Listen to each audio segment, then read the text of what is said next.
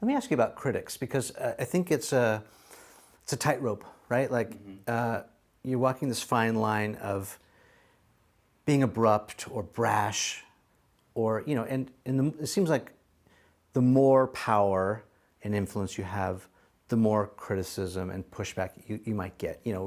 We see Bezos go into outer space and we're like, his rocket looks like a giant penis. It's just a flex.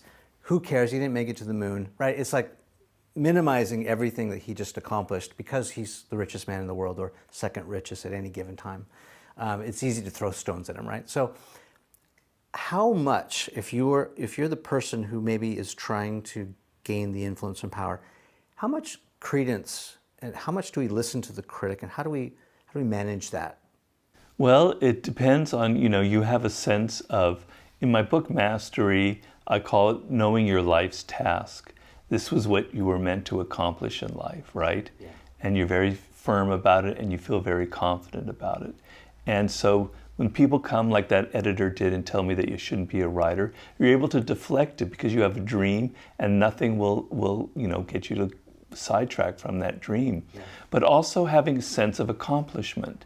So it's not that you're a bullshit artist, not that you're a con artist. You've actually accomplished A, B, and C in life, right? So if people come and attack me, I don't really care because I have this that I can always fall back on. I have a book that sold 2 million copies. How many people can say that? I don't care, bring it on. I'm fine with that. But the one other thing I would say about that is that you want to, in the case for all people of power in any position you are in life, I have a law in the 48 Laws of Power called never appear too perfect. And the danger in the world today is, the number one danger is envy. We live in a time of social media, etc., where it's massive envy, where we know what everybody else is doing in life, and we don't like to admit that we're envious, so we attack people passive-aggressively. We subvert them, we try and throw obstacles in their way. We criticize them when in fact we envy them.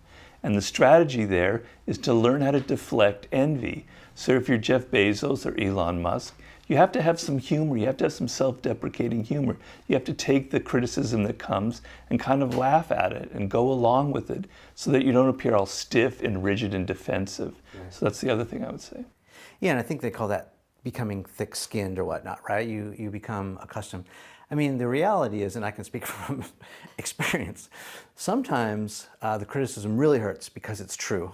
It's like, oh, that was shit. I guess you're right. And that's when it really stings, right?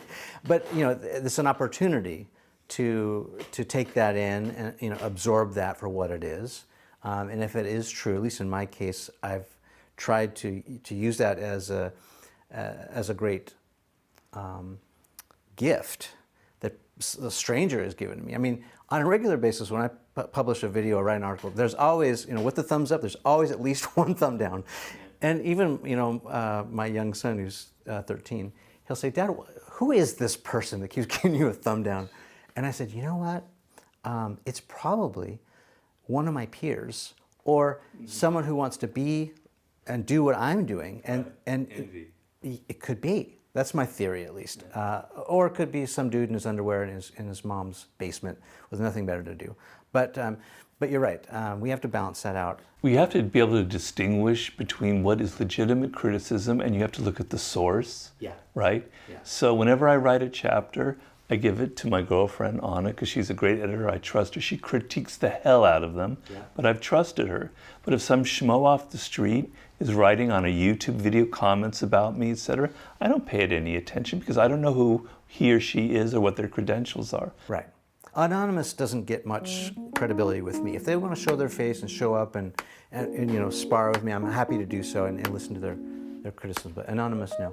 I mean, we were just sitting back, chopping it up, reminiscing about the good old days and all that. Tracking my roots, where I came from.